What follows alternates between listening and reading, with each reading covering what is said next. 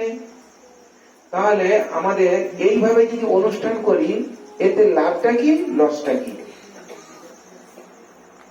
লাভটা এইটা, ভগবান খুব প্রীত হন, আর ভগবানকে সন্তুষ্টি করাই আমাদের মূল লক্ষ্য।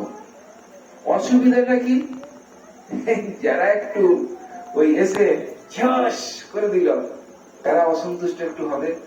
এই কি করছে, একবারে খাওয়া দাওয়া দেয় না, কেমন করছে। যারা একটু ওই কেক কেটে দিয়ে মুখে টুকে মাখে, তারা বলছে কি হলো, এটা কেক কাটতে পারলো।